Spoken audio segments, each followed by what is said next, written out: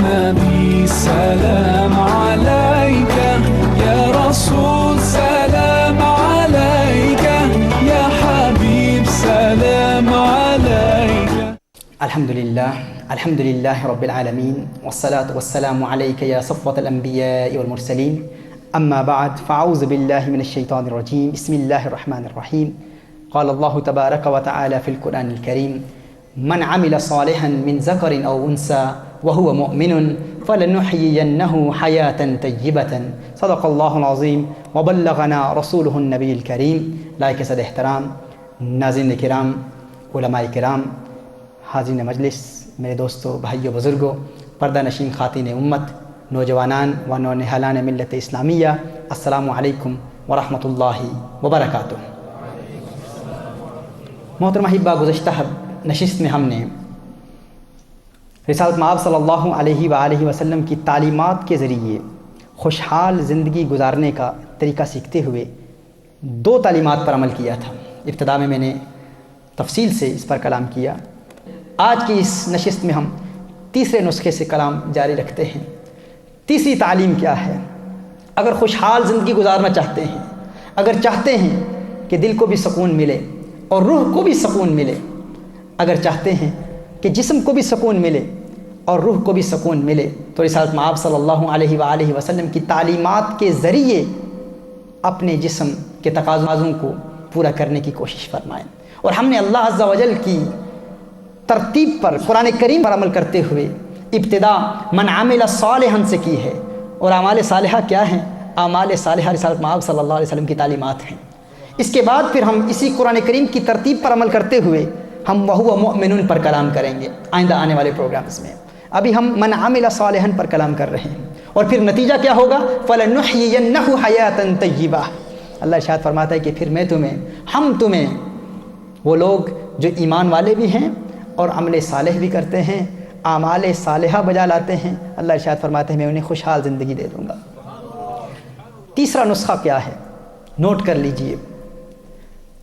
ہمیشہ اپنے سے کم مالدار لوگوں کو دیکھیں، ہمیشہ اپنے سے کم دولت مند لوگوں کو دیکھیں تو آپ ہمیشہ خوش رہیں گے. کبھی اپنے سے اوپر والے یا اپنے سے زیادہ مالدار لوگوں کو نہ دیکھیں. وہ لوگ جو آپ سے زیادہ دولت مند ہیں انہیں نہ دیکھیں. ہمیشہ موازنہ کریں، مقارنہ کریں، کمپیریسن کریں تو اپنے سے کم مالدار لوگوں کے ساتھ مقارنہ کریں، کمپیریسن کریں تو آپ ہمیشہ خوش رہیں گے. زندگی میں خوشیاں نصیب ہوں گی. میرے آقا صلی اللہ علیہ وآلہ وسلم کا فرمان عالی شان ہے. سیدنا ابو ہریرہ رضی اللہ تعالیٰ عنہ روایت فرماتے ہیں: انظروا الی من هو اسفل منکم ولا تنظروا الی من هو فوقکم. میرے آقا صلی اللہ علیہ وسلم ارشاد فرماتے ہیں ہمیشہ اپنے سے نیچے والے درجے کے لوگوں کو دیکھیں، اپنے سے اوپر والے درجے کے لوگوں کو نہ دیکھیں. کیونکہ جب انسان عادت بنا لیتا ہے، ہمیشہ غریبوں کے ساتھ میل جول رکھتا ہے، غریبوں کی صحبت میں رہتا ہے، غریبوں کی رفاقت میں رہتا ہے، اس کا دوستانہ غریبوں کے ساتھ ہوتا ہے، تو جب غریبوں کی محرومی کو دیکھتا ہے، جب دیکھتا ہے کہ غریب کتنے ڈپرائیوڈ ہیں، اس کا اٹھنا بیٹھنا غریبوں کے ساتھ ہوتا ہے، تو رات دن جب غریبوں کی محرومی دیکھتا ہے، ان کی غربت کو دیکھتا ہے، ان کی مفلسی کو دیکھتا ہے، اور پھر وہ دیکھتا ہے کہ وہ پھر بھی نیکوکار ہیں، دیکھتا ہے کہ وہ بھی پھر بھی اللہ عز و جل کی تقدیر پر شکوہ نہیں کرتے، اللہ کی تقدیر پر زبانیں تان دراز نہیں کرتے، انگشت تنقید اٹھاتے ہوئے یہ نہیں کہتے کہ اللہ فلاں مصیبت کیوں آئی، فلاں تکلیف کیوں آئی، فلاں پریشانی کیوں آئی.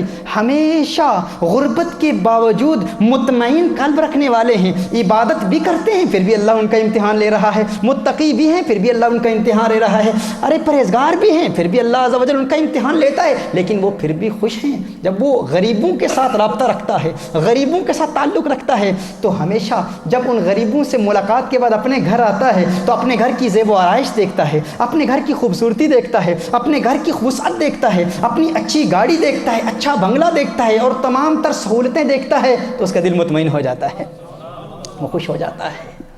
تو رسالت مآب صلی اللہ علیہ وسلم کی تعلیم کیا ہے؟ ہمیشہ اگر آپ چاہتے ہیں کہ آپ کو زندگی میں خوشیاں ملیں تو ہمیشہ اپنے سے کم درجے والے لوگوں کو دیکھا کریں، کبھی اپنے سے اوپر والے درجے کے لوگوں کو نہ دیکھیں، کیونکہ پھر آپ خوشحال زندگی نہیں گزار پائیں گے. اور حضور اکرم صلی اللہ علیہ وسلم کی تعلیمات کے ذریعے انسان کے جسم کے تقاضوں کو پورا کرنے کے لیے یہ تیسرا نسخہ ہے، اس پر عمل کر لیں.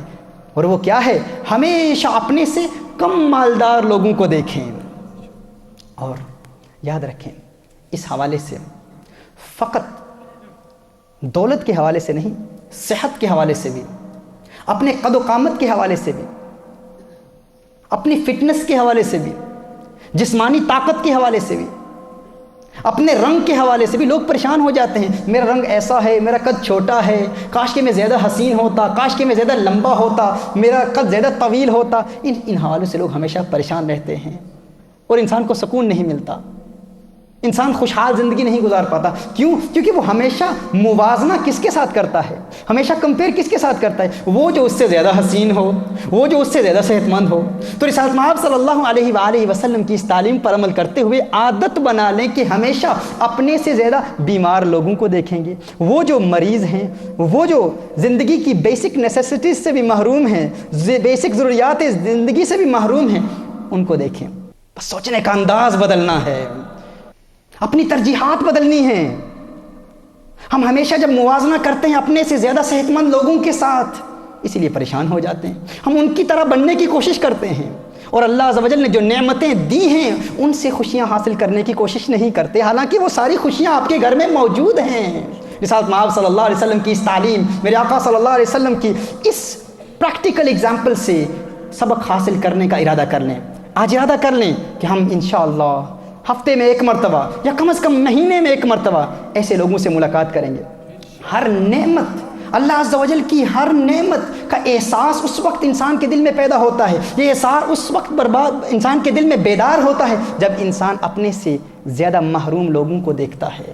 اسی حوالے سے جیل خانوں میں جائیں، قید خانوں میں جائیں، جیلوں میں جا کر لوگوں سے ملاقات کریں. وہ لوگ جو 20-20 سال سے قید خانے میں بند ہیں، آپ کو اس آزادی کی اہمیت کا اندازہ ہی نہیں ہے کہ اللہ عز و جل نے آپ کو کتنی بڑی نعمت سے نوازا ہے. جب آپ کسی قید خانے میں جائیں گے اور مہینے میں ایک مرتبہ عادت بنا لیں گے کسی قیدی سے ملاقات کرنے کی، جب آپ اس سے ملاقات کریں گے وہ قیدی آپ کو بتائے گا کہ میں 20 سال سے اس قید خانے میں بند ہوں اور آئندہ آنے والے 10 سال میں بھی اسی قید خانے میں ہوں. میرے دل میں بھی تمنائیں ہیں کہ میں بھی وقت اپنی فیملی کے ساتھ گزاروں، اپنے رشتہ داروں کے ساتھ گزاروں، اپنے دوست احباب کے ساتھ گزاروں. میں نے تو سورج کو ایک مدت سے دیکھا ہی نہیں ہے. جب آپ ایسے قیدی سے ملاقات کر کے آپ قید خانے سے باہر نکلیں گے اور پھر آزاد زندگی گزارتے ہوئے دیکھیں گے تو محسوس کریں گے آپ کی زندگی کا فلیور ہی بدل جائے گا.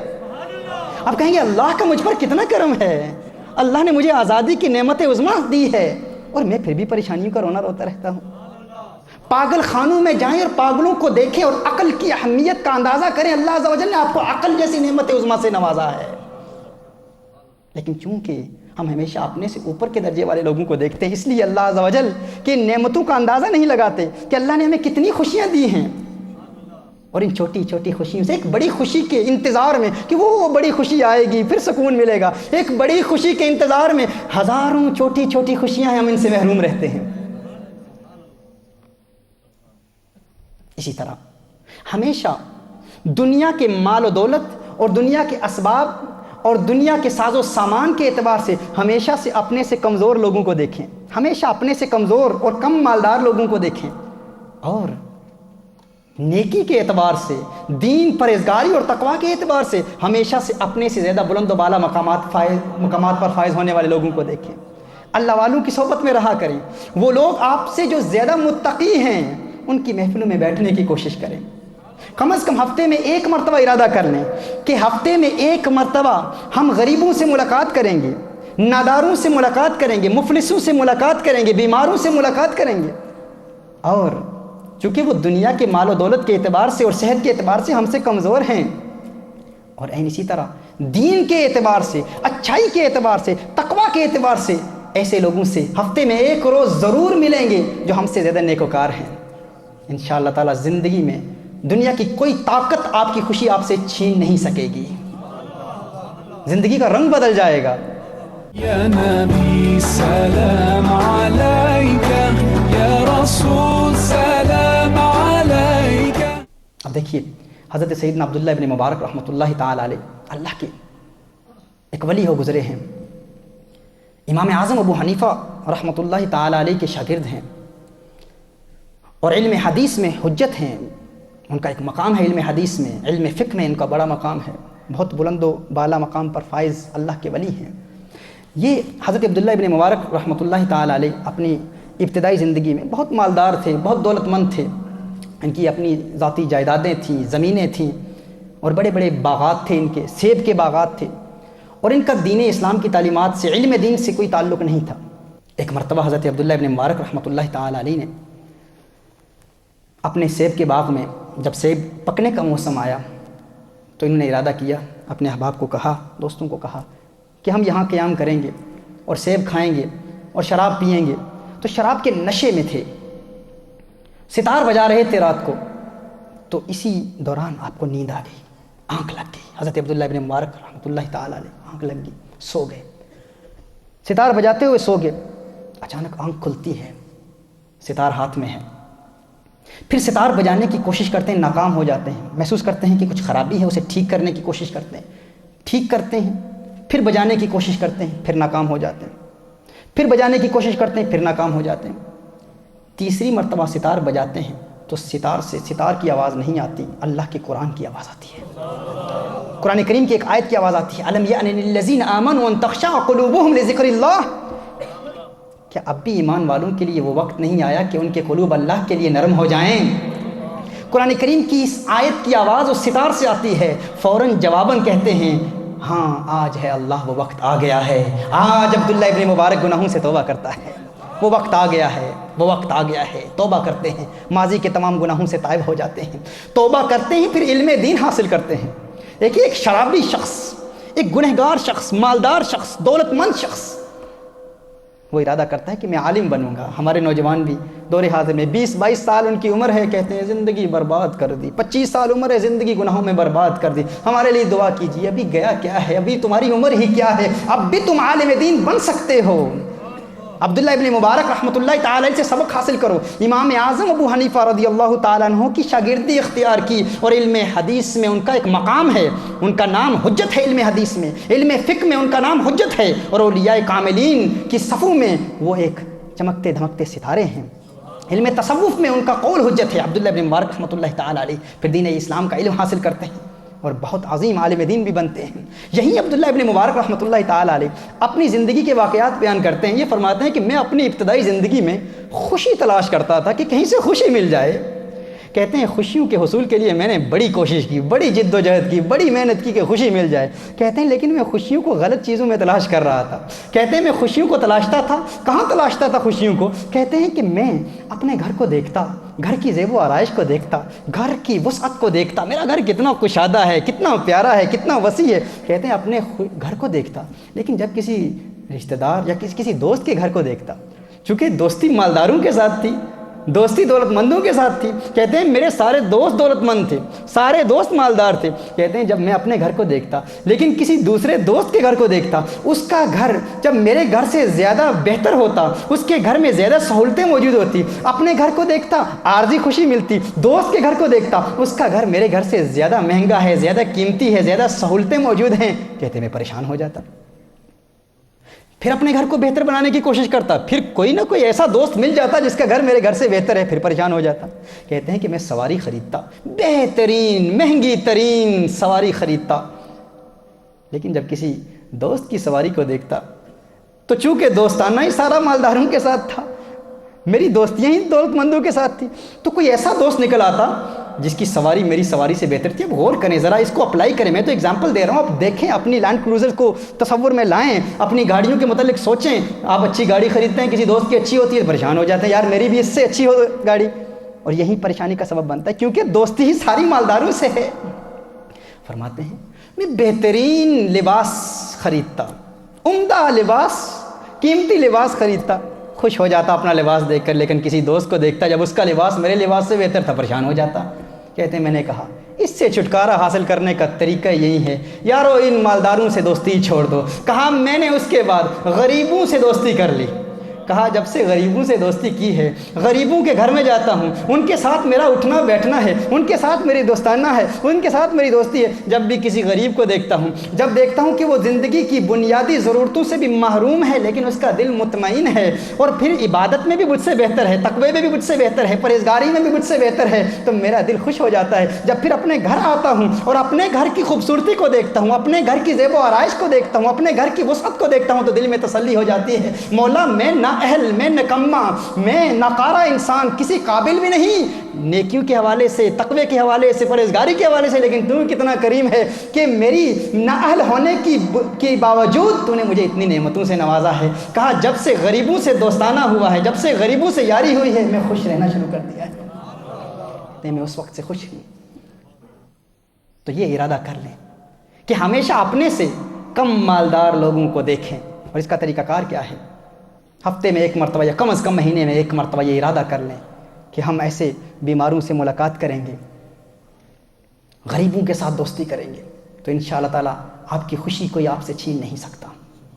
یہ پہلا آج کا نسخہ، پہلی تعلیم آج کی اس نشست کی، اور تیسری تعلیم ہے ماضی کی نشست کی 2 تعلیمات کے ساتھ آج یہ تیسری تعلیم ہے خوشی حاصل کرنے کی۔ نیکسٹ نقطہ، اور دیکھیے نفسیاتی سائنس کے ماہرین، سائیکالوجسٹ بھی کہتے ہیں، وہ کہتے ہیں کہ اپنے اندر ہمدردی بڑھائیں، ایمپتھی بڑھائیں، ہمدردی کا جذبہ بڑھائیں، انسان خوش رہتا ہے۔ اگر انسان اپنے اندر ہمدردی کا جذبہ بڑھائے، اور ہمدردی کا جذبہ کیسے بڑھتا ہے؟ انکریز یور ایمپتھی، ایمپتھی کو انکریز کریں۔ وہ کیسے انکریز ہوتی ہے؟ انسان جب غریبوں کو دیکھتا ہے، اب اگر آپ دیکھیں گے بھی نہیں، ملاقات ہی نہیں کریں گے، تو پھر ہمدردی کیسے بڑھے گی؟ جب ہمدردی بڑھے گی تو خوشی حاصل ہوگی۔ نیکسٹ نمبر 4، چوتھی تعلیم خوشحال زندگی گزارنے کے لیے چوتھی تعلیم کیا ہے؟ اور یہی سائیکالوجسٹ بھی یہی کہتے ہیں، ایموشنل ہیلتھ کے ماہرین، سائنٹسٹ بھی یہی کہتے ہیں، وہ کہتے ہیں develop the habit of gratitude, اپنے اندر گریٹیٹیوڈ کی ہیبٹ پیدا کریں، تھینکفلنس کی ہیبٹ پیدا کریں، اللہ کے شکر گزار بندے بن جائیں، اللہ کا شکر ادا کرنے کی عادت بنا لیں۔ اب دیکھیے یہ شکر زبانی کلامی شکر نہیں ہے، ویسے ہی کوئی پوچھے کیسے ہیں، بھائی اللہ کا شکر ہے بہترین ہوں الحمدللہ اچھی زندگی گزر رہی، یہ شکر نہیں۔ شکر کیا ہے؟ ہر روز اگر آپ چاہتے ہیں کہ خوشحال زندگی گزاریں، چاہتے ہیں کہ خوشیاں ملیں، تو شکر کا طریقہ کیا ہے؟ رات سونے سے قبل تھوڑی دیر کے لیے تفکر کریں، غور کریں، اگر یہ میرے ہاتھ نہ ہوتے تو ان ہاتھوں کے بغیر کیسے گزارا ہوتا؟ اگر میری زبان نہ ہوتی تو کیسے گزارا ہوتا؟ اگر آنکھیں نہ ہوتی تو زندگی کیسے بسر کرتا؟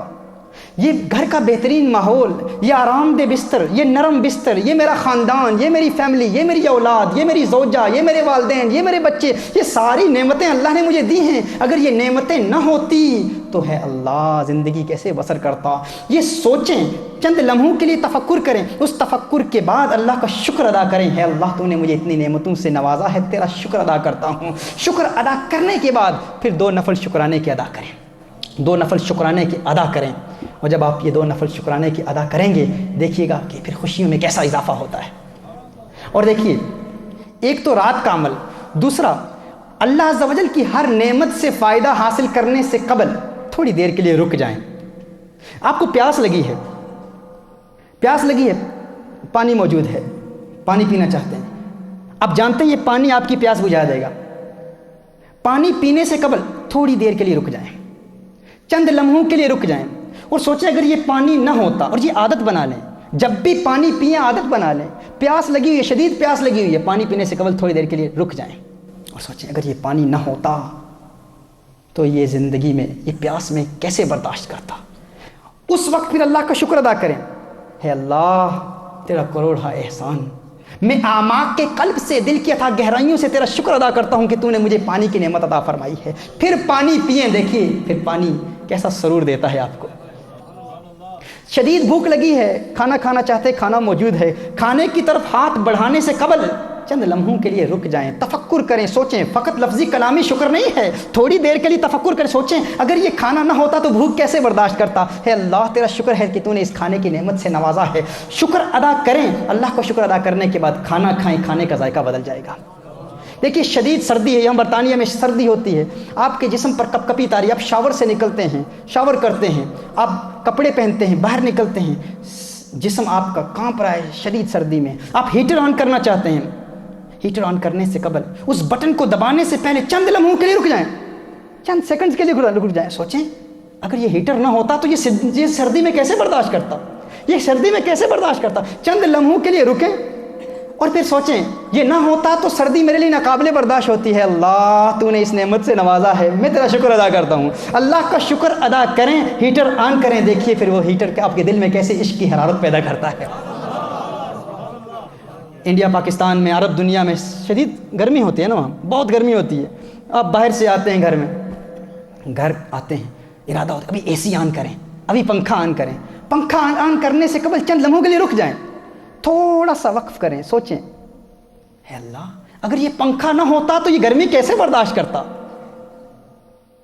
پھر اللہ کا شکر ادا کریں اس تفکر کے ساتھ، اور یہ تفکر کتنی بڑی نعمت ہے، حضور اکرم صلی اللہ علیہ وسلم ارشاد فرماتے ہیں کہ ایک لمحے کا تفکر 1 سال سے زیادہ عبادت کا ثواب آپ کو دیتا ہے، یہی وہ تفکر ہے، بس ایک لمحے کے لیے آپ تفکر، تھوڑی دیر کے لیے سوچیں گے یہ پنکھا نہ ہوتا تو میں کیسے اس گرمی کو برداشت کرتا، وہ تفکر کیا نا آپ نے، چند لمحوں کے لیے تفکر کیا، اس تفکر کی برکت کیا ہے کہ اللہ عز و جل آپ کو 1 سال کی عبادت کا ثواب بھی آپ کے نامہ اعمال میں لکھ دے گا۔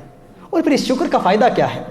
دیکھیے اس شکر کا فائدہ یہ ہے، امام غزالی رحمۃ اللہ تعالی علیہ ارشاد فرماتے ہیں کہ یہ جو نعمتیں ہیں نا اللہ کی، یہ بڑی تیز رفتاری سے آتی ہیں، اللہ کی نعمتیں بڑی تیزی سے آتی ہیں، بہت تیزی سے اللہ کی نعمتیں آتی ہیں اور یہ آ کر فوراً چلی جاتی ہیں۔ فرماتے ہیں کہ ان نعمتوں کو قید کر لو، ان نعمتوں کو کیا کر لو؟ قید کر لو۔ اب کون سی زنجیروں میں ان نعمتوں کو قید کرے انسان؟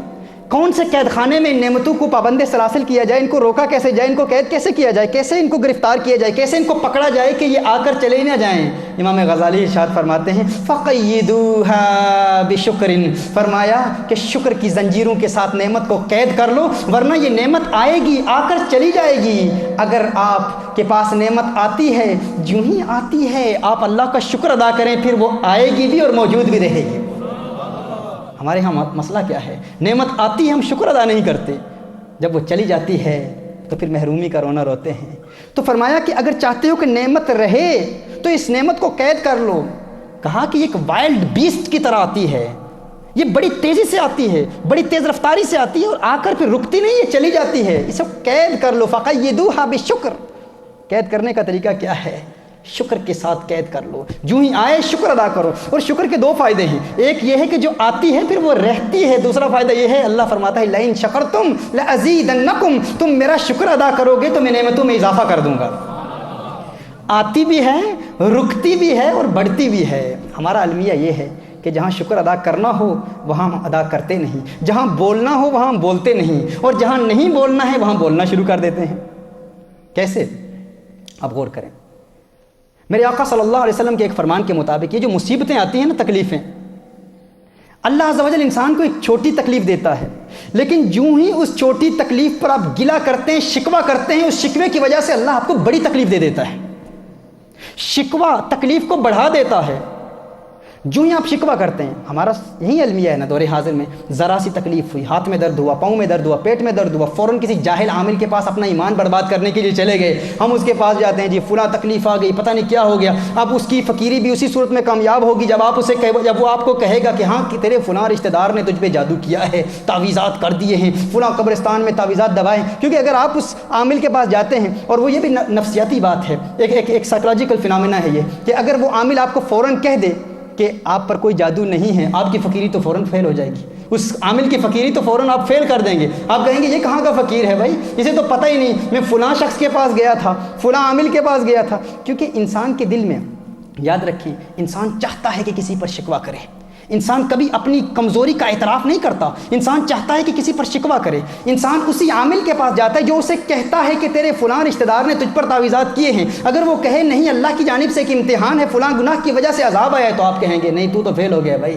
تو فقیر ہی نہیں ہے، میں فلاں بڑے عامل کے پاس گیا تھا، اس نے کہا تھا کہ فلاں نے تعویذ کیے ہیں۔ لیکن ہوا کیا؟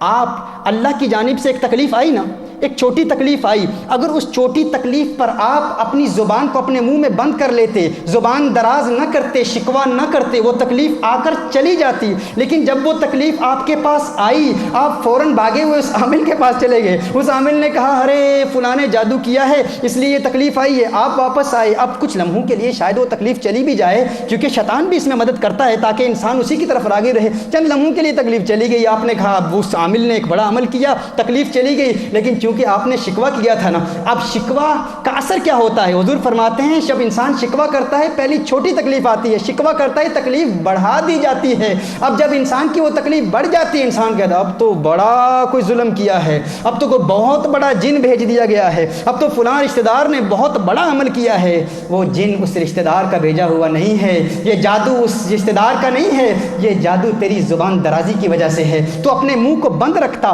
چند دنوں کے لیے اس تکلیف پر شکوہ نہ کرتا، وہ تکلیف چلی جاتی، کیونکہ حضور نے ارشاد فرمایا ہے کہ جب تکلیف آتی ہے تو چھوٹی تکلیف ہوتی ہے، جب انسان شکوہ کرتا ہے تو اللہ اس تکلیف کو بڑھا دیتا ہے، بڑی تکلیف دے دیتا ہے۔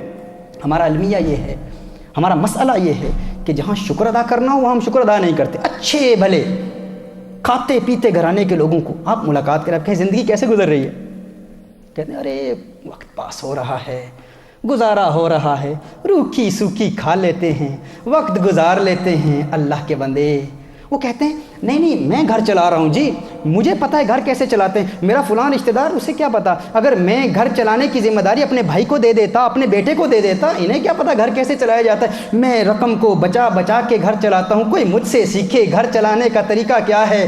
عقل کے اندھے، عقل کے ناخن لے، تو کیا کہہ رہا ہے، تو کیا کہنے کی کوشش کر رہا ہے، تو گویا کہ اس جملے کے ذریعے یہ تاثر دینے کی کوشش کر رہا ہے کہ تیرے اللہ نے تجھے کم دیا ہے، اللہ نے تجھے کم دیا ہے، اور تو کم دیے پر اپنی فراست اور اپنے حساب کتاب کے ساتھ اور اپنے فہم اور ادراک کے ساتھ تو اللہ کے کم دیے پر گزارا کرنے کی طاقت رکھتا ہے، تو یہ کہتا ہے کہ اللہ نے مجھے کم دیا ہے اور میں بڑی مشکل سے گزارا کر رہا ہوں، نانا شکوہ نہ کرتے ہوئے بھی تو نے بڑا شکوہ کر دیا۔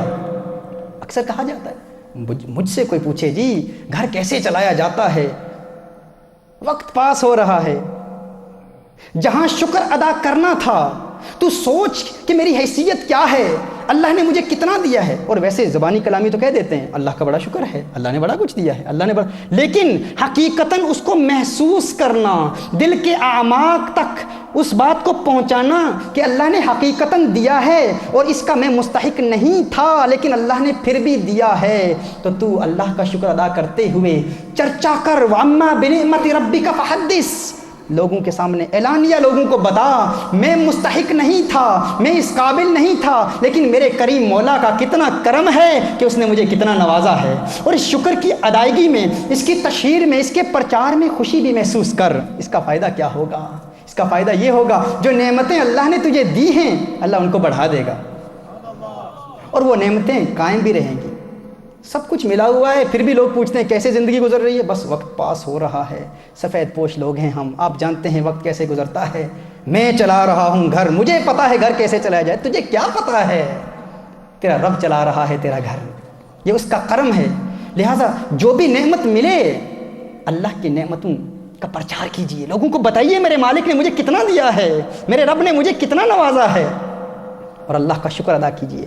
اور دیکھیے جہاں شکوہ ہے، انسان جب کسی تکلیف پر شکوہ کرتا ہے تو وہ شکوہ کیا کرتا ہے، وہ تکلیف قائم بھی رہتی ہے اور بڑھا دی جاتی ہے۔ یا نبی سلام علیکہ، یا رسول سلام علیکہ۔ اور جب اللہ عز و جل کی نعمت پر انسان شکر ادا کرتا ہے تو اس شکر کا فائدہ کیا ہے کہ شکر اس نعمت کو قائم بھی رکھتا ہے اور بڑھا بھی دیتا ہے۔ اب بات سمجھ رہے ہیں نا کہ تکلیف پر شکوہ کیا، تکلیف قائم بھی رہی، موجود بھی رہی اور بڑھا دی گئی، اور نعمت پر شکر ادا کیا تو نعمت قائم بھی رہی، اللہ فرماتا ہے لَأَزِيدَنَّكُمْ، میں اضافہ بھی کر دوں گا۔ لیکن ہمارا معاملہ الٹ ہے، ہمیں جہاں شکر ادا کرنا ہوتا ہے وہاں چپ رہتے ہیں، وقت پاس ہو رہا ہے جی، گزر رہی ہے، اور جہاں ہمیں خاموش رہنا ہوتا ہے وہاں شکوہ شروع کر دیتے ہیں، فلاں تکلیف آئی، فلاں پریشانی آئی۔ لیکن ان پریشانیوں کا علاج کیا ہے؟ اللہ کی رضا پر راضی رہنے کا طریقہ سیکھ لیں، اللہ کی رضا پر راضی رہنے کی کوشش کریں، محنت کریں، ہر نعمت پر اللہ کا شکر ادا کریں۔ اور آج جو سبق ہم نے شکر کے حوالے سے سیکھا ہے، اس کا پریکٹیکل میتھڈ کیا ہے، آپ کو طریقہ بتا دیا ہے کہ ہر روز رات سونے سے قبل چند لمحوں کے لیے تفکر کریں۔ یہ ساری نعمتیں جو ملی ہیں اللہ، یہ نہ ہوتی تو زندگی کیسے بسر ہوتی؟ پانی پینے سے پہلے فوراً نہ پئیں، رک جائیں، تھوڑی دیر کے لیے رک جائیں۔ اور دیکھیے جب شکر ادا کریں گے آپ پانی پینے سے قبل، کھانا کھانے سے پہلے اور کھانا کھانے کے بعد، تو میرے آقا صلی اللہ علیہ وآلہ وسلم کا بڑا ہی پیارا فرمان ہے۔ حضور ارشاد فرماتے ہیں جو کھانا کھانے کے بعد اللہ کا شکر ادا کرتا ہے اللہ اسے 2 ثواب دیتا ہے، ایک تو اللہ اسے روزہ دار کا ثواب بھی دیتا ہے اور دوسرا صبر کرنے والے کا ثواب بھی دیتا ہے۔ تو کھانا کھانے سے قبل بھی شکر ادا کریں، کھانا کھانے کے بعد بھی شکر ادا کریں۔ امام غزالی رحمۃ اللہ تعالی علیہ اللہ کے ایک نبی کا واقعہ بیان فرماتے ہیں کہ اللہ کے نبی کہیں جا رہے تھے، راستے میں دیکھا کہ ایک پتھر ہے اور اس پتھر سے پانی نکل رہا ہے، بڑی تیزی سے پانی نکل رہا ہے۔ اللہ عز و جل نے اس پتھر کو قوت گویائی عطا فرمائی۔ پتھر نے کہا یہ پانی نہیں ہے، میں رو رہا ہوں۔ پتھر نے کہا میں رو رہا ہوں۔ اللہ کے نبی نے فرمایا تو کیوں رو رہا ہے؟ اس پتھر نے کہا کہ جب سے قرآن کریم کی یہ آیت سنی ہے کہ جہنم کی اس آگ سے بچو جس کا ایندھن انسان اور پتھر ہیں، اس وقت سے یہ خوف مجھے رلا رہا ہے میں بھی تو پتھر ہوں، کہیں جہنم کی آگ کا ایندھن نہ بن جاؤں، جہنم کا ایندھن نہ بن جاؤں۔ کہا اس خوف سے رو رہا ہوں۔ اللہ کے نبی نے دعا کی، اللہ کے انبیاء کی دعا اللہ کے نزدیک مقبول ہوتی ہے، اس کا رونا ختم ہو گیا۔ ایک عرصے کے بعد وہی نبی واپس اسی راستے سے گزرتے ہیں، دیکھتے ہیں وہ پتھر پھر رو رہا ہے، اس پتھر سے پھر پانی نکل رہا ہے۔ اللہ کے نبی نے پوچھا اب کیوں رو رہا ہے؟ اس وقت تو اللہ کے خوف کی وجہ سے رو رہا تھا نا، اب کیوں رو رہا ہے؟ وہ پتھر کہتا ہے اس وقت تو اس لیے رو رہا تھا کہ کہیں جہنم کا ایندھن نہ بن جاؤں، پتھر ہوں، اب اس لیے رو رہا ہوں۔ کہاں میں پتھر، کہاں اللہ کے نبی کی دعائیں؟ اللہ کے نبی نے مجھ پتھر کے لیے دعا کی، اللہ کا شکر ادا کرتے ہوئے رو رہا ہوں، اس وقت سے رو رہا ہوں کہ اللہ کے نبی نے مجھے دعاؤں کا مستحق ٹھہرایا اور اللہ نے نبی کی دعا مجھے دلائی، اللہ کا شکر ادا کرتے ہوئے رو رہا ہوں۔ میں کہتا ہوں اگر اس دور کے نبی ایک پتھر کے لیے دعا کریں، وہ پتھر شکر میں روتا رہے، ہمارے لیے تو اللہ کا حبیب دعا کرتا ہے امت محمدیہ کے لیے، ہم کیوں نہ شکر ادا کریں؟ ہم اللہ کا شکر ادا کیوں نہ کریں؟ یہ وہ شکر کی نعمت ہے۔ آئیے ہم ارادہ کر لیں، ہم عادت بنا لیں۔ یہ دوسری تعلیم تھی آج کی، اور تعلیم نمبر 4 تھی، نسخہ نمبر 4۔ جب آپ شکر ادا کریں گے ہر نعمت پر، پھر دیکھیے دل میں خوشی کی لہر دوڑے گی، خوشی کی ایک حقیقی خوشحال زندگی کی ایک سکون کی کیفیت پیدا ہوگی، ہمیشہ آپ خوش رہیں گے۔ اور یہ ساری تعلیمات ابھی تو رسالت مآب صلی اللہ علیہ وسلم کی تعلیمات کے ذریعے جسم کے تقاضے پورے کرنے کا طریقہ ہم سیکھ رہے ہیں۔ انشاءاللہ آئندہ نشستوں میں ہم آپ کو بتائیں گے کہ رسالت مآب صلی اللہ علیہ وآلہ وسلم سے پیار کرنے کا طریقہ کیا ہے اور اس پیار کے ذریعے روح کو دائمی سکون کیسے ملتا ہے۔ آج کی آخری تعلیم آپ سماعت فرما لیں، آج کی آخری تعلیم آج کی اس نشست کی، اور یہ 5ویں تعلیم ہے انسان کے جسم کے تقاضوں کی تکمیل کے لیے۔ 5ویں تعلیم وہ یہ ہے کہ مسکرانے کی عادت بنا لیں، مسکرایا کریں۔ رسالت مآب صلی اللہ علیہ وسلم کے ایک صحابی ہیں حضرت جریر بن عبداللہ رضی اللہ تعالیٰ عنہ، وہ ارشاد فرماتے ہیں کہ میرے آقا صلی اللہ علیہ وسلم نے جب بھی مجھے دیکھا مسکرا کر دیکھا۔ حضور ہمیشہ مسکراتے تھے۔ حضرت انس بن مالک رضی اللہ تعالیٰ عنہ آپ حضور اکرم صلی اللہ علیہ وسلم کے ساتھ مدینہ المنورہ میں جا رہے ہیں، اچانک ایک بیڈوین، ایک اعرابی بدو آتا ہے، بڑی تیزی کے ساتھ میرے آقا صلی اللہ علیہ وسلم کے پیچھے سے آتا ہے، رسالت مآب صلی اللہ علیہ وسلم سے آگے بڑھنے کی کوشش کرتا ہے، اچانک جھٹکا دے کے آگے آتا ہے، بڑی تیز رفتاری کے ساتھ آگے آتا ہے۔ میرے آقا صلی اللہ علیہ وسلم نے اس وقت ایک نجرانی چادر اوڑھ رکھی تھی، اور چونکہ بہت تیزی سے آگے آتا ہے تو اس کے ہاتھ میں رسالت مآب صلی اللہ علیہ وسلم کی چادر آ جاتی ہے، اور اپنا ہاتھ چادر سے دور کرنے کے لیے جھٹکا دیتا ہے، جس کی وجہ سے میرے آقا صلی اللہ علیہ وسلم کی گردن پر اس چادر کی رگڑ کا نشان بن جاتا ہے۔ اب وہ فوراً بڑی تیزی سے میرے آقا صلی اللہ علیہ وسلم کے آگے آتا ہے، حضور اکرم صلی اللہ علیہ وسلم کے آگے آتا ہے، رسالت مآب صلی اللہ علیہ وسلم کے سامنے آتا ہے۔ اب غور کیجئے، میرے آقا صلی اللہ علیہ وسلم تمام پیروں کے پیر ہیں۔ آج دور حاضر کا کوئی پیر، اب غور کریں، کوئی مرید موجود ہو اور کوئی پیر کے سامنے یوں آئے اور ہو بھی کوئی عرابی بیڈوین ہو، تو وہ مرید اس شخص کا کیا حشر کریں گے۔ لیکن میرے آقا صلی اللہ علیہ وسلم کا اخلاق دیکھیے، اور میرے آقا صلی اللہ علیہ وسلم کے صحابہ جو میرے آقا کے مرید ہیں براہ راست، ان کا اخلاق دیکھیے۔ فوراً آقا کے سامنے آ جاتا ہے، بدو ہے، اور اس تیزی سے آتا ہے گویا کہ کسی نے کوئی حملہ کر دیا ہے، کوئی دشمنوں نے حملہ کر دیا ہے یا کوئی بڑی ایمرجنسی ہو گئی ہے. حضور اکرم صلی اللہ علیہ وسلم کے سامنے آتا ہے، آ کے ایک بات کہتا ہے، یا محمد، یا رسول اللہ بھی نہیں کہتا، ہے اللہ کے حبیب بھی نہیں کہتا، کہتا یا محمد، ہے محمد، اللہ نے جو تجھے دیا ہے اس میں سے مجھے دے، اللہ نے جو تجھے دیا ہے اس میں سے مجھے دے. اب میرے آقا صلی اللہ علیہ وآلہ وسلم کا رد عمل کیا ہے؟ رسالت مآب صلی اللہ علیہ وسلم کا ریاکشن کیا ہے؟ میرے آقا صلی اللہ علیہ وسلم سے اس نے یوں بات کی، ایسے تلخ لہجے میں بات کی، میرے آقا صلی اللہ علیہ وسلم نے مسکرانا شروع کر دیا. میرے آقا صلی اللہ علیہ وسلم کے لبوں پر تبسم کی سجاوٹ نظر آئی، اور میرے آقا صلی اللہ علیہ وسلم نے صحابہ سے فرمایا جو مانگتا ہے اسے دے دو، جو مانگتا ہے اسے عطا کر دو. یہ رسالت مآب صلی اللہ علیہ وسلم کا پیار ہے. میرے آقا صلی اللہ علیہ وسلم کے اخلاق ہیں. میرے آقا ہمیشہ مسکراتے رہے. اور مسکرانے کا فائدہ کیا ہے؟ مسکرانے کے حوالے سے سائیکالوجسٹ نے بھی بہت کچھ لکھا ہے، ایموشنل ہیلتھ کے ماہرین نے بھی بہت کچھ لکھا ہے. اور یہ تو میرے آقا ہم تو مانتے ہیں، لیکن وہ جو نہیں مانتے ان کے لیے امریکن یونیورسٹی، امریکہ کی ایک معروف یونیورسٹی کینزس یونیورسٹی میں ایک تحقیق کی گئی اور ایک اسٹڈی کی گئی جس میں انہوں نے مڈ ویسٹرن یونیورسٹی میں انہوں نے 170 پارٹیسپنٹس کو بٹھایا، ان کو بٹھا کر ان کے منہ میں چاپ سٹکس رکھ دیے تاکہ مصنوعی مسکراہٹ پیدا ہو. منہ میں ان کو یوں رکھا کہ ان کے منہ پر ایک مصنوعی آرٹیفیشل مسکراہٹ پیدا ہو، اور یہ مشاہدہ کیا کہ ان کے ہارٹ ریٹس کو دیکھیں اور ان کے سٹریس لیولز کو مانیٹر کیا جائے اور دیکھا جائے کہ کیا مسکرانا ان کے دل پر کچھ اثرات مرتب کر رہا ہے یا نہیں کر رہا. وہ کہتے ہیں 170 پارٹیسپنٹس کو دیکھا اور ان کو مسکرانے پر مجبور کیا، یوں ان کے منہ کو ایسے کر دیا کہ وہ مصنوعی مسکراہٹ، دل میں کوئی خوشی نہیں ہے لیکن مصنوعی مسکراہٹ پیدا کی کہ مصنوعی مسکراہٹ کے بھی کیا کچھ دل پر اثرات مرتب ہوتے ہیں یا نہیں ہوتے. وہ کہتے ہیں حیرت انگیز نتیجہ ہم نے اخذ کیا. ہم نے ان کے ہارٹ ریٹس کو اور ان کے سٹریس لیولز کو میجر کرتے ہوئے دیکھا اور یہ ڈسکوری کی کہ جس طرح جب انسان خوش ہوتا ہے نا تو خوش ہونا انسان کو مسکرانے پر مجبور کر دیتا ہے. انسان جب خوش ہوتا ہے تو خوشی انسان کو مسکرانے پر مجبور کر دیتی ہے. کہا کہ اس کا اپوزٹ افیکٹ بھی ہے. ایک تو جب انسان خوش ہوتا ہے تو خوشی کی علامت کیا ہے؟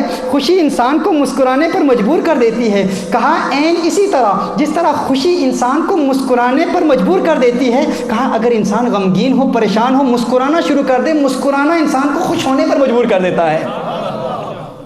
مسکرانا انسان کو خوش کر دیتا ہے. آپ کہیں جا رہے ہیں، کسی گاڑی میں آپ سفر کر رہے ہیں، ٹریفک ہے بہت زیادہ، اور آپ دیکھتے ہیں کہ بہت زیادہ ازدحام اور ہجوم کی وجہ سے اچانک ہمارے ذہن ویسے ہی ہمارے منہ پر 12 بجے ہوتے ہیں، بلا وجہ ویسے ہی غصہ کرتے ہیں، حالانکہ غصے کی کوئی وجہ بھی نہیں ہوتی. لیکن رسالت مآب صلی اللہ علیہ وسلم کی تعلیم کیا ہے؟ میرے آقا صلی اللہ علیہ وسلم کی تعلیم کیا ہے؟ مسکرانا سیکھ لیجئے. آپ گاڑی میں جا رہے ہیں، دیکھیں آپ دیکھتے ہیں کہ گاڑی میں ازدحام کی وجہ سے آپ کہتے ہیں کس طرح کام پر پہنچوں گا، جلدی پہنچوں، جلدی یہ رش ختم ہو. تو آپ تھوڑی دیر کے لیے بجائے اس کے کہ آپ کے چہرے پر غصے کے علامات نمایاں ہوں، تھوڑی دیر کے لیے مسکرائیں. وہ مسکراہٹ آپ کے دل میں خوشی پیدا کر دے گی، آپ کو خوش کر دے گی. اس حوالے سے 6 بینیفٹس سائیکولوجیکل سائنسز کے ماہرین نے لکھے ہیں کہ 6 فوائد ہیں مسکرانے کے. پہلا فائدہ یہ ہے مسکراہٹ کا، پہلا فائدہ یہ ہے کہ مسکرانا آپ کے موڈ کو بدل دے گا. مسکرانے کی عادت بنائیں، خوشی ہو نہ ہو مسکرائیں. مسکرانا آپ کے موڈ کو بدل دے گا. آپ کا موڈ خراب ہے، مسکرائیں، آپ کا موڈ بدل جائے گا. مسکرانے کا دوسرا فائدہ یہ ہے کہ مسکرانا نہ فقط آپ کو خوش کرتا ہے بلکہ وہ لوگ جو آپ کے دوست ہیں، وہ جو آپ کے قریب ہیں، آپ کے رشتہ دار ہیں، آپ کے چاہنے والے ہیں، مسکرانا جس طرح آپ کے دل میں خوشی پیدا کرتا ہے اسی طرح آپ کے دوستوں کو بھی خوش کر دیتا ہے. یعنی ایک مطمئن قلب رکھنے والا شخص جب مسکراتا ہے نا تو وہ خود نہیں مسکراتا، جب وہ مسکراتا ہے تو اس کی مسکراہٹ سے پورا ماحول مسکرانا شروع کر دیتا ہے. اسی لیے میں کہتا ہوں اسمائلنگ از کنٹیجس.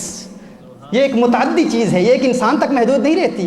یہ انسان جو مسکراتا ہے تو وہ دوسروں کو بھی مسکرانے پر مجبور کر دیتا ہے. خود وہ خوش رہتا ہے، دوسروں کو بھی خوش کرتا ہے. مسکرانے کا تیسرا فائدہ کیا ہے؟ اس کے بینیفٹس سماعت فرما لیں. Smiling boost your immune system. مسکراہٹ کے ذریعے آپ کا امیون سسٹم مضبوط ہوتا ہے. مسکراہٹ آپ کی بیماریوں سے بھی مقابلہ کرتی ہے. جو شخص مسکراتا رہتا ہے وہ کم بیماریوں میں مبتلا ہوتا ہے. اور اس کے علاوہ smiling lowers your blood pressure. آپ کا بلڈ پریشر کم کر دیتا ہے. آپ کے پاس اگر بلڈ پریشر کی مشین ہے اس کو مانیٹر کرنے کے لیے تو آپ آج گھر جا کر یہ تجزیہ کر لیں، یہ دیکھ لیں، مشاہدہ کر لیں. آپ تھوڑی دیر کے لیے گھر جائیں، بیٹھیں، تھوڑی دیر کے لیے بیٹھ کر اپنا بلڈ پریشر چیک کریں. پھر تھوڑی دیر کے لیے ریسٹ کریں. 1 منٹ کے لیے فقط مصنوعی مسکراہٹ اپنے چہرے پر سجا لیں. 1 منٹ کے لیے مسکرائیں اور مسکرانے کے بعد پھر بلڈ پریشر چیک کریں. فرق آپ کو واضح نظر آ جائے گا. مسکراہٹ آپ کے دل میں خوشی پیدا کرتی ہے. مسکرانے کی عادت بنا لیجیے. اس کے علاوہ studies have shown that smiling releases endorphins, natural painkillers and serotonin. یہ وہ چیزیں ہیں نیچرل پین کلرز. یہاں پہ فارمیسی کے اسٹوڈنٹس بیٹھے ہوئے ہیں, ڈاکٹرز بیٹھے ہوئے ہیں, لیکچرز بیٹھے ہوئے ہیں, یہ جانتے ہیں کہ یہ کیا ہے. endorphins they interact with the opiate receptors in the brain to reduce our perception of pain. ہمارے perception of pain کا مقابلہ کرتے ہیں. اور یہ they act similarly to drugs such as morphine and codeine. یعنی انسان جب مسکراتا ہے تو مسکراہٹ اس کے اندر سے انڈورفنز کو ریلیز کرتی ہے, اور جب یہ انڈورفنز انسان کے جسم کے اندر سے ریلیز ہوتے ہیں تو ان کا فائدہ یہ ہوتا ہے کہ انسان کے درد کے پرسیپشن کو ختم کر دیتے ہیں, احساس درد کا خاتمہ کر دیتے ہیں. ہم ٹیبلٹس لیتے ہیں, ڈرگز لیتے ہیں تاکہ درد ختم ہو, مورفین لیتے ہیں, کوڈین لیتے ہیں. تو مسکرانا لے لیں, حضور کی سنت لے لیں, مسکرانے کی عادت بنا لیں. مسکرانا آپ کے اندر سے کچھ ایسی طاقتیں ریلیز کرے گا جو آپ کے درد کو ختم کر دیں گی اور احساس درد کو ختم کر دیں گی. اور اس کے علاوہ مسکرانے کا ایک اور فائدہ بھی ہے. اور اس کے علاوہ ڈپریشن کا مقابلہ, چونکہ یہ جو ہے نا یہ serotonin, alterations in serotonin levels in the brain, they may affect mood. Some antidepressant medications affect the action of serotonin, i.e. they are used to treat depression. یہ جو ایک طاقت انسان کے اندر سے نکلتی ہے, یہ کیا کرتی ہے, اس کے لیولز میں جو تبدیلی پیدا ہوتی ہے یہ ڈپریشن کا مقابلہ کرتی ہے. اینٹی ڈپریسنٹ میڈیکیشن لینے کے علاوہ آپ یوں کر لیں, مسکرانے کی عادت بنا لیں. مسکرانا آپ کو خوش کر دے گا, ڈپریشن دور ہو جائے گا. مسکرانے کی عادت, ذرا مسکرائیں, تھوڑا سا تو مسکرائیں. اتنا کچھ مسکرانے کے لیے حوالے سے کہا ہے, مسکرائیں. اور الحمدللہ یہ مسکرانا سنت ہے. میرے آقا صلی اللہ علیہ وسلم کا فرمان علی شان ہے, تبسمک فی وجہ اخیک لک صدقہ. میرے آقا ارشاد فرماتے ہیں تیرا کسی کو دیکھ کر مسکرانا, تیرا کسی دوست کو, اپنے بھائی کو دیکھ کر مسکرانا تیرے لیے صدقہ ہے. یہ مسکراہٹ ایک صدقہ ہے, کیونکہ جس طرح کسی کو آپ صدقہ دیتے ہیں, وہ بھوکا ہے, اس کی بھوک مٹا کر اس کی پریشانی دور کرتے ہیں نا, پریشانی دور کرتے ہیں, وہ خوش ہو جائے گا. تو بھوک مٹا کر کھانا دے کر کسی کو انسان خوشی کرتا ہے. اسی طرح جب انسان مسکراتا ہے تو آپ کا مسکرانا اس کو خوش کرے گا, یہ بھی صدقہ ہے, کیونکہ خوشی ہی تو بانٹنی ہے.